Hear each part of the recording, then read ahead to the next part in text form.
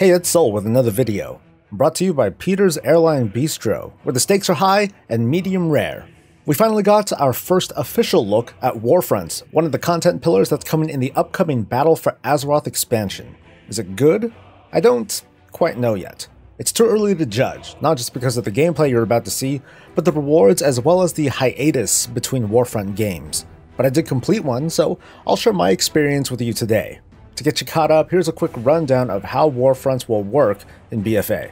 To even get access to these, Warfronts start out by gathering resources like Azeroth and profession materials, and you turn them in somewhere. This is similar to how the buildings of the Broken Shore are unlocked region-wide, but for your whole faction, so you don't have to worry if you're on a low population realm. When your faction in the region gets enough stuff, the Warfront will unlock. You complete it, and for a certain time period, you get access to additional quests, world bosses, and other goodies that we don't have a lot of details on at the moment.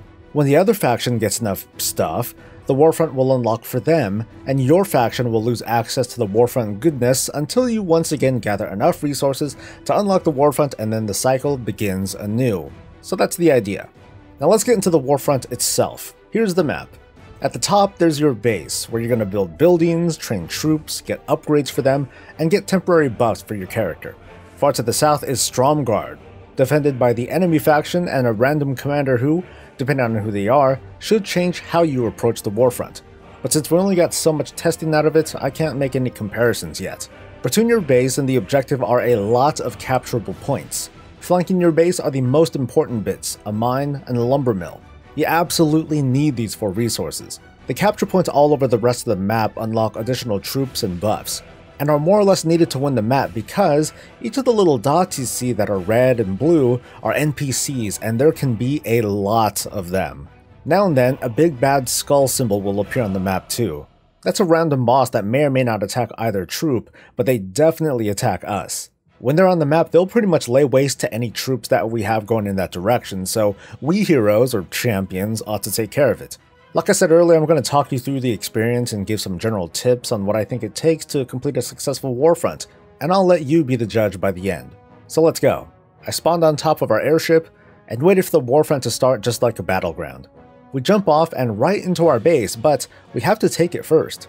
There are already some people fighting down there, and we go straight for the elite. Killing elites that are holding objectives is required in order to capture that point. There's a flag in each of these areas that can't be clicked on until the elite is dead, and once the point is captured, most of the other enemy NPCs will despawn. Until then, we're stuck in the base. But once we do take it, the doors open, and we can go wherever we want, but that basically means that we need to take those lumber and iron points now. I went for the lumber in this case. You gotta be moving pretty quickly because you don't have any buildings yet, so no troops to help defend or attack.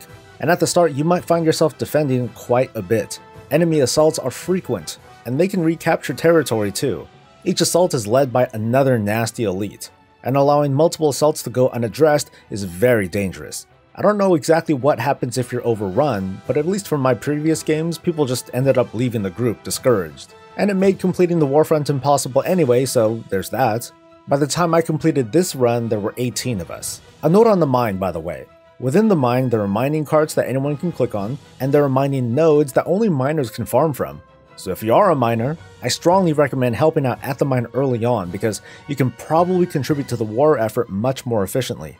Anyway, I took the lumber mill by taking out the elite there and capturing the flag. It's not shown here, but when you're doing your first Warfront, you get a quest that gives you a general rundown of how to gather resources. In the case of lumber, you get an axe that lets you chop certain trees down throughout the map. Or you can gather the lumber that peons farm in the lumber mill area. It's way faster to chop your own wood though, so I just ignore the peons for the most part. Choppable trees spawn all over, including within the base, and they eventually respawn too.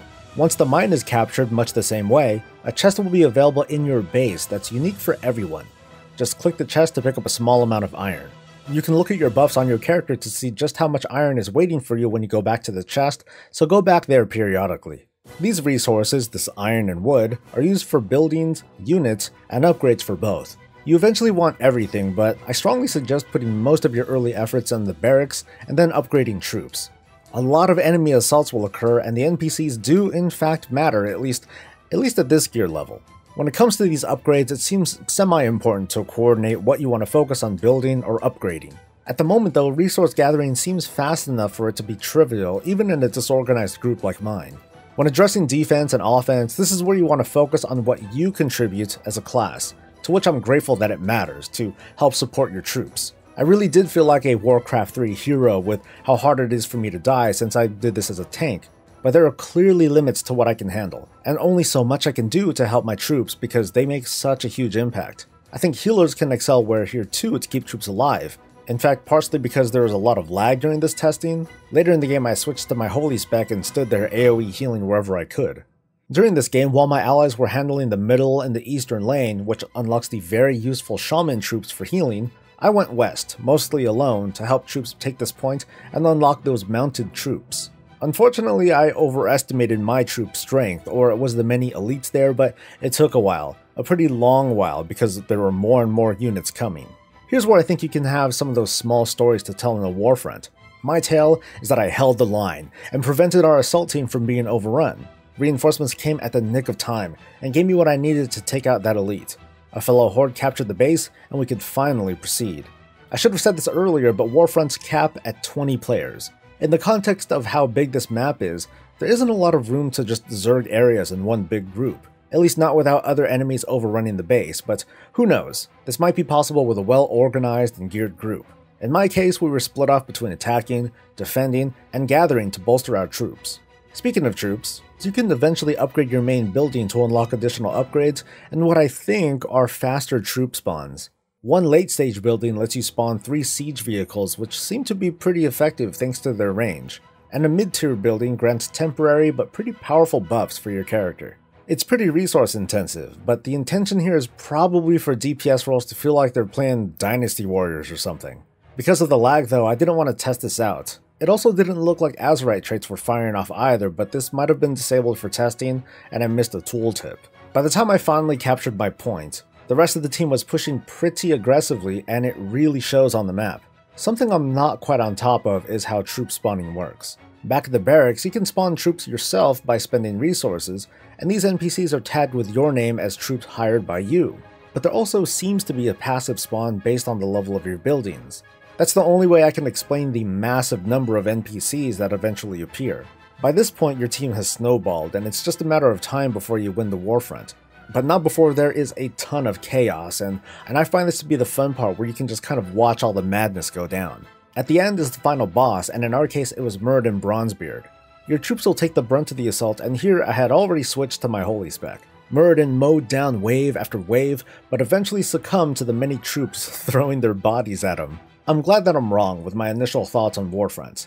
I was anxious that Warfronts would lean too heavily on resource gathering and where I would just kind of watch everything going on, but I'm pretty pleased with this version that lets my role as a tank be useful. And it wasn't just about hiding behind NPCs, at least not until the very end where there's just way too many of them for the few of us to handle on our own. As for the longevity of Warfronts, as in if they'll continue to be fun, I think that if you don't like the premise of Warfronts, then you just won't like it no matter how it's sold. And I don't think Warfronts are for everyone. So far I like that Warfronts are for the most part a once a week sort of thing. So it's not necessarily an activity that'll leave us worn out from frequent participation like Wintergrasp. It's a bummer that there's no PvP mode planned yet, but I'd rather see Blizzard experiment more with this first formula, and if players are receptive then Warfronts can evolve, and maybe we'll eventually get what would basically be Wintergrasp Valley or something. For players who are a fan of this sort of thing, Warfronts might scratch that itch, but it'll leave them hungry for more spectacular things in the future. The Warfront I completed in this test took about an hour between the absolutely massive lag and the minimal communication between the team, which is something to consider here too. It'll be important that the team focuses on their priorities, and maybe I got lucky this time. I estimate that, without lag, the average time will take about half an hour if there are only a few hiccups, and even faster once we have decent gear. So that's my take and experience on Warfront so far. I'll be excited to do some more testing to see if there are things we can break, like if players can do an early push, or if we can do nothing but tech up and have the hired NPCs do like all the work. But maybe depending on the Warfront commander, that's what we're supposed to do. But what do you think so far? There's a small chance that Blizzard will take a look at this thread for some feedback, so feel free to share your thoughts in a comment below. Otherwise, like this video if it was useful, and subscribe for more of this and all things Warcraft. I'll see you in the next video. Until then, stay safe, stay happy, and stay breezy.